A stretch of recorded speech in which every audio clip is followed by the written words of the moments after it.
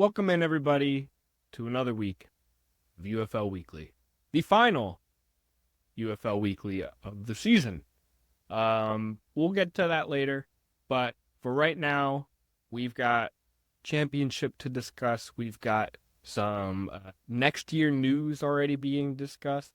We've got players already signing to the NFL. But before we dive into all that, hello, I'm Kyle Krajewski, joined by, calling this every week, Mr. Beautiful, Mr. Fantastic, Zach Cole. Zach, how you doing, man? I'm doing well. I'm a little upset, I guess. Maybe I'm not doing as well as I have in the last couple weeks because we don't have any more UFL football to look forward to.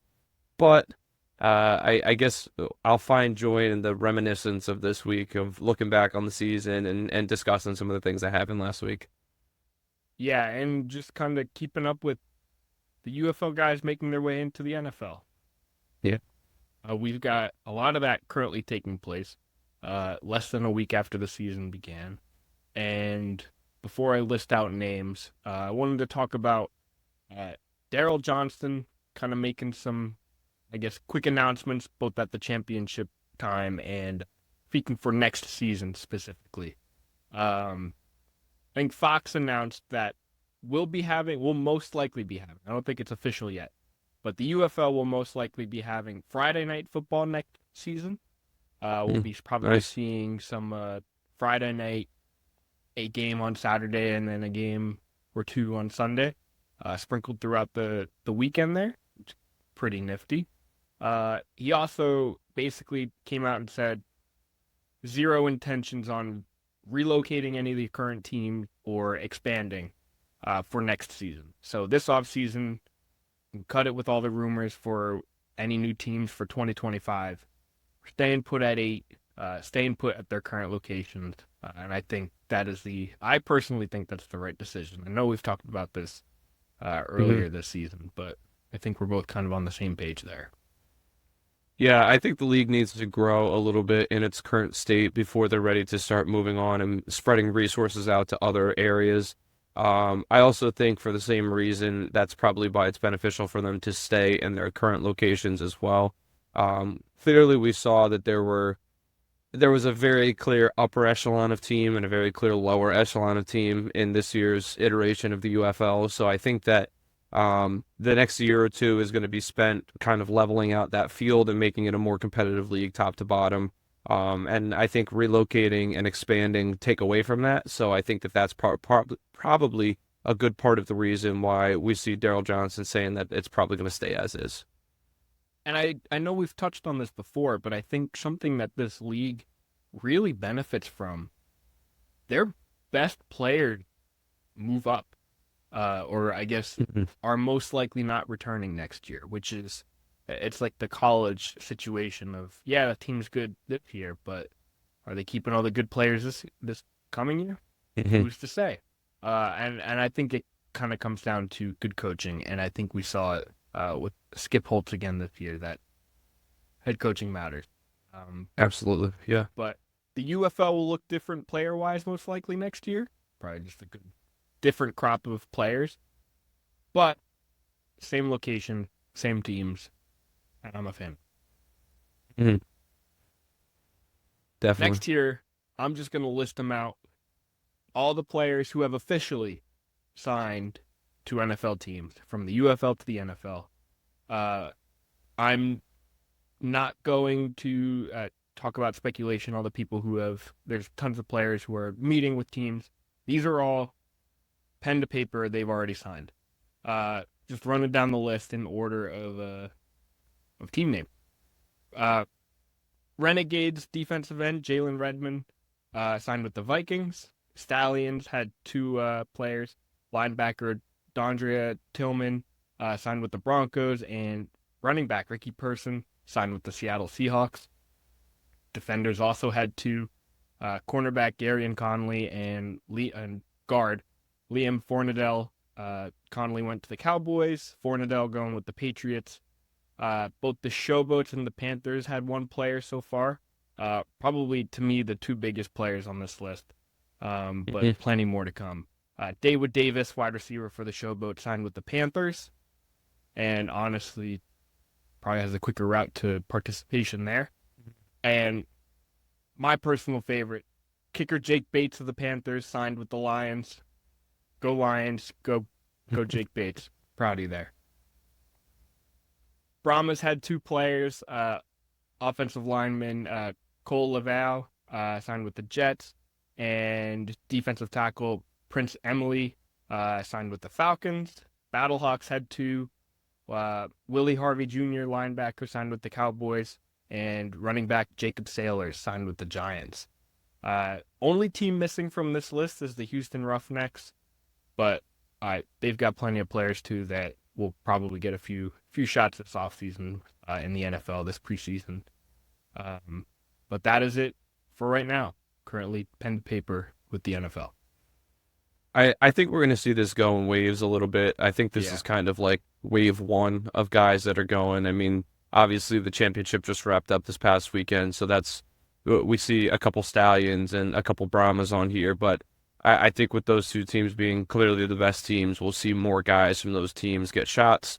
I also think that as we go through training camp in the NFL, guys get hurt inevitably and need replacements, and I think that we'll see some more guys sign as the NFL offseason progresses. So this is an incredible beginning wave of players, we'll say, and I mean there's 4 or 5 names on here that are definitely big-time UFL names that are getting a chance at the next level, so very cool to see. And as you mentioned with Jake Bates, clearly the Lions, they love going after their kickers.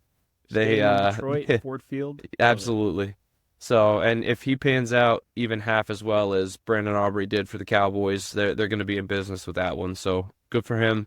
Great fit. I love it. That's awesome. And I think missing from this list, I think because it's one of those not official pen to paper, I think Ramiz Ahmed was with the Commanders. But again, speculation, unofficial. Yeah, I think you're right. I think as training camp and preseason practices go on, these NFL teams are going to be like, oh, we need more depth at running back and sign a few UFL guys. More depth here and there. Finding out where they need the depth, where they need have weaknesses, and that's kind of where these UFL guys are immediately ready to step in and participate and ball out, as we've seen them do all spring.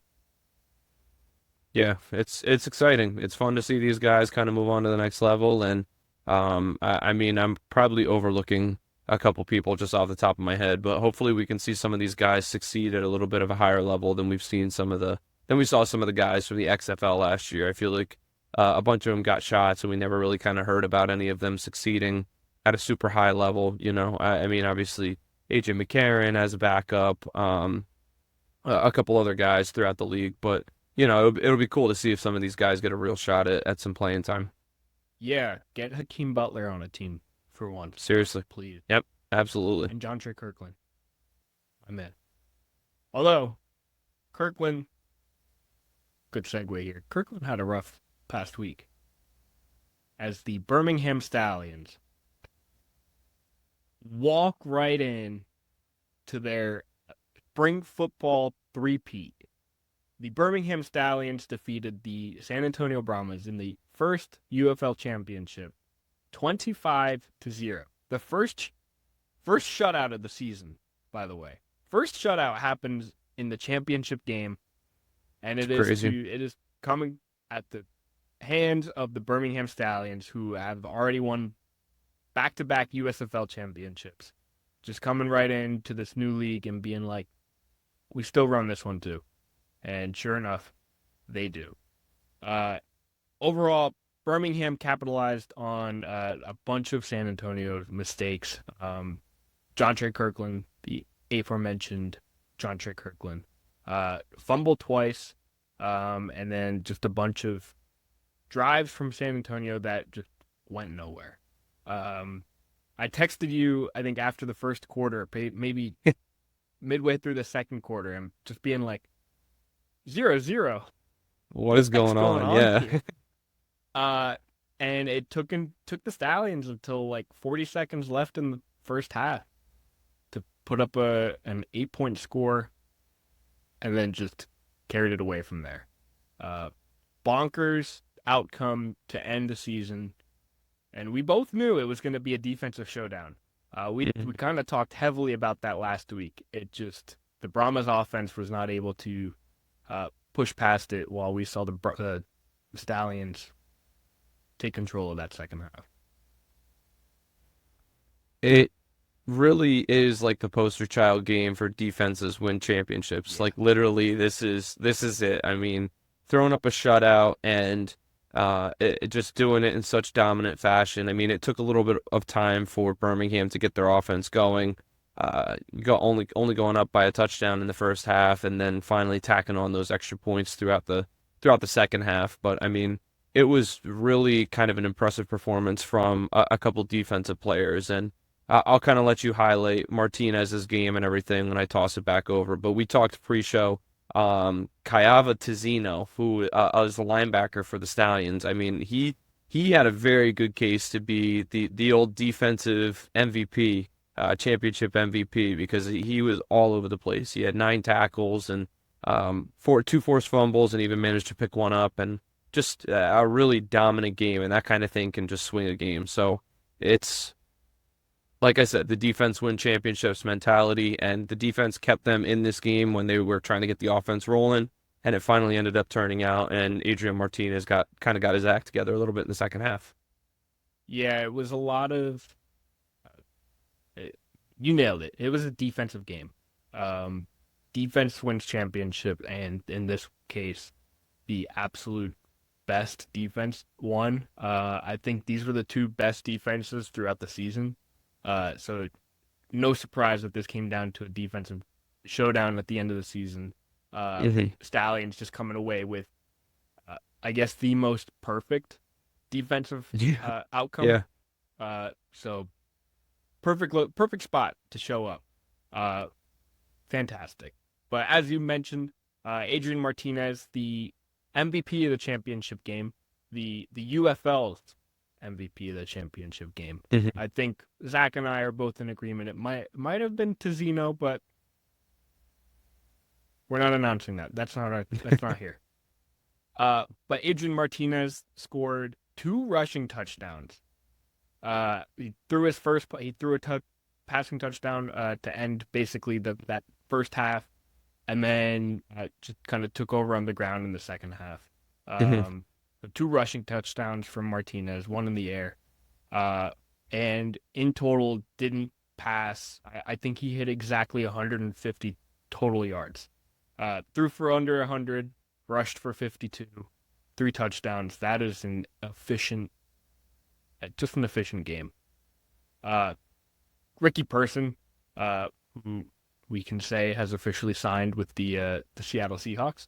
Ricky Person came and finished the game with 102 yards, rushing on the ground, especially a monstrous 44-yard rush, and just having a game, having a great game there from Person, deserving that NFL contract. But yeah, I mean, you mentioned it, Tizino, Martinez having 2 rushing, 1 passing.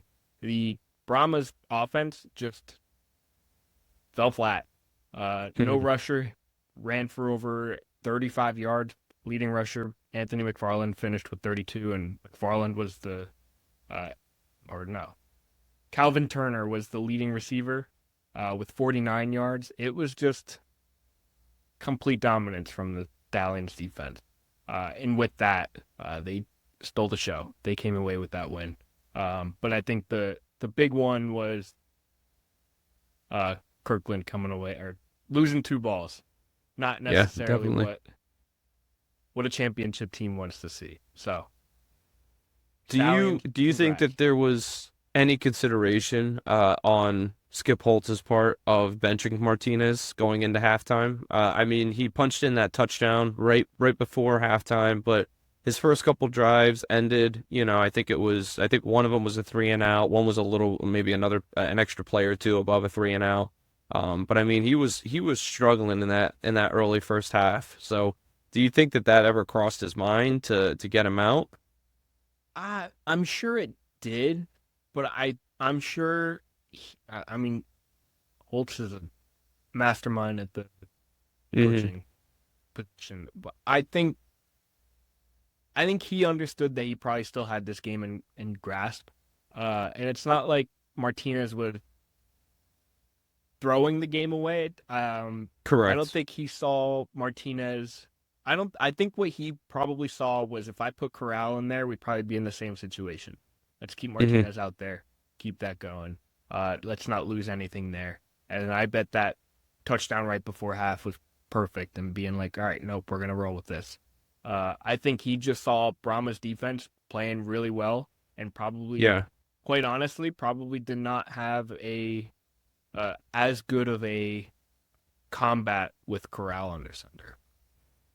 Yeah, I think if they had been in the whole 12 points, 14 points, 20 points, anything like that, I definitely could have seen the change happening. But I think it being a shutout by the defense was kind of giving Martinez some more leeway, to kind of, take his time and get things rolling a little bit more. And obviously it worked out for him, in the end, ended up with 3 total touchdowns. So it was clearly the right decision. And I honestly, I think if you would have put Corral in there, it could have gone the same way too. I think he could have turned the game around for them as well.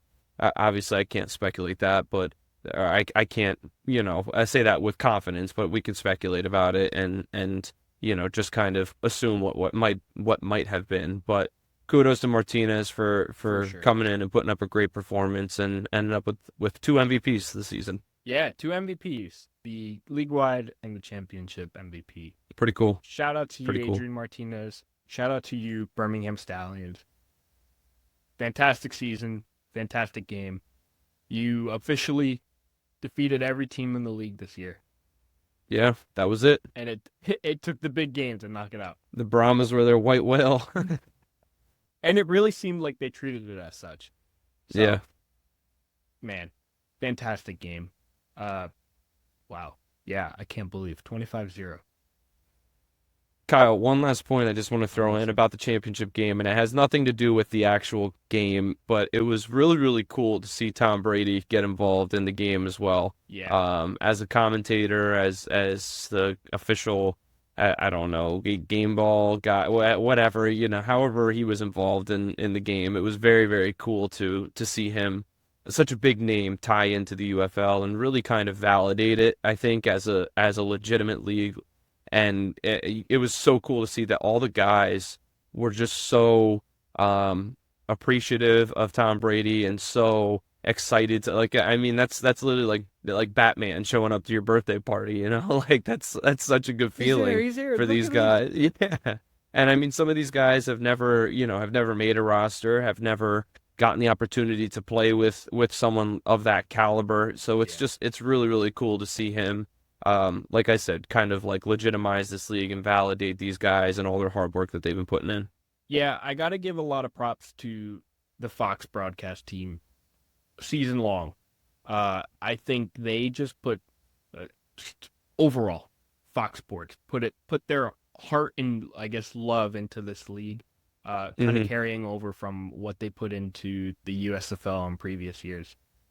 It was they impressed me every week, and then basically we're just like, oh, that's the championship. Let's bring out the guy. Let's bring out one. Let's bring out Tom Brady because it's Tom Brady. But two, let's bring out our new broadcaster for that you guys will be seeing during the NFL season. So it was huge on both fronts and huge for the UFL in general. Uh, I I love it, man. Um, Yeah. And I'll bet while some people didn't tune in for the whole entire game, some people tuned in just to watch Tom Brady commentate for a little bit. Yeah, I mean, you get the major news outlets basically saying, "Oh, Tom Brady's going to be out here for this Yep, game, his first doing game. something." People are like, "Oh, yeah, I'll tune in for Tom Brady." Oh, yeah, Yeah, probably it gives that extra like pretty cool. reminder to people that aren't in tune with this league that this Right. league is still taking place. It's like, oh, I'll check out Tom Brady. Yeah, Check out what's going on very over cool. here. Very Very, very cool. cool. All right, everyone, those of you tuning in still, which I hope is all of you. Um, few end of year notes as we wrap up here our championship game recap. We are gonna take a little bit of break. No, like But we're gonna still stick around. We love this league. We love kind of doing this little podcast shindig here. The issue is Zach and I are like, what are we gonna beat ourselves over these next few weeks talking about? So we kind of made a decision to say, all right, let's put out an episode for when there's drafts, whether it's rookie draft, whether it's like a player, new player draft. We'll recap those. We'll stick around if you hear those announced. I don't think they've been announced, but I think they're happening. I don't think there's been official dates. When those come around, we'll be around. If any big news drops, whether it's I don't want to say relocation, but relocation or merger, maybe they are bringing in the Arena League. All not happening, but just kind of saying, like, if there's news, we'll kind of put together a little episode too. But overall, we'll be returning to weekly, probably back next February. The league will most likely begin again late February into March and kick off there. Actually, this year it started in March. I believe we started in March, somewhere around that Easter weekend. It was Easter, right? That weekend? Yeah, I think so. So as the league starts to renew, I think we're aiming for a February return, kind of do off-season recaps, preseason, all that fun stuff. We'll be here for that. As basically training camp begins, we'll be back. We'll be beginning. That's kind of when we'll be returning weekly. But, you know, if you like, comment and subscribe and turn on whatever the bell is, you'll see us when we return and when we're so. Do that if you are anxiously waiting for the next UFL weekly episode. It won't be weekly, but it will be next year. So yeah, all that in general to say, thank you for tuning in all these weeks. Absolutely. Yep. We'll be around. We're still around. Find us on social media. Reach out. I'm not just turning off notifications of the account. I'll probably still be specifically on X or Twitter. I'll still be retweeting and reposting, commenting on a bunch of UFL stuff. So we'll be active. We're not disappearing. This is just talk to you later. Yeah. So with that announced, thank you again. Thank you for another fantastic year. And UFL / previous XFL. Bring back the pick'ems next year. We need them. They were fantastic. Yeah, we XFL needed last that. year. Yeah. Oh man. If they don't bring it back, we're making our own thing. I mean, hey, we could do that. We could run it through a Google form or something, just something simple, you know? Yeah, something fun. Maybe I'll design a web app this fall. That'd be pretty cool. But yeah, in the meantime, as UFL ends and NFL season appeared, Zach reminded me that we also do fantasy football stuff. First seed sports. I started there because on Instagram it's First Seed Fantasy, but find us on YouTube, First Seed Sports. We'll be picking up some mock drafts, getting some fantasy stuff out there shortly. As UFL ends, it's just like, all right, UFL into fantasy, into UFL, into fantasy. It's a never-ending cycle. Soon enough, it's going to be fantasy UFL. Right. I'm hoping fantasy UFL. You know what? Soon. The sports, the football worlds are kind enough to give us like a little brief enjoyment period of March Madness, and then we go right back into UFL. They know when to give us our break. Yeah. Yep. Well put. I appreciate that, football god. So find us at First Seed. In the meantime, we're on X / Twitter at UFL Weekly. I'll still be around. We'll still be around. And we'll be here whenever drafts or news happen. Count on it. You bet. All right, everyone. Fantastic year. Thank you for tuning in. Cheers to a great season. Shout out to the Stallions, UFL champion. Shout out Jake Bates, you have my heart. Thank you all again. Thank you for tuning in. Talk to you next time. See ya.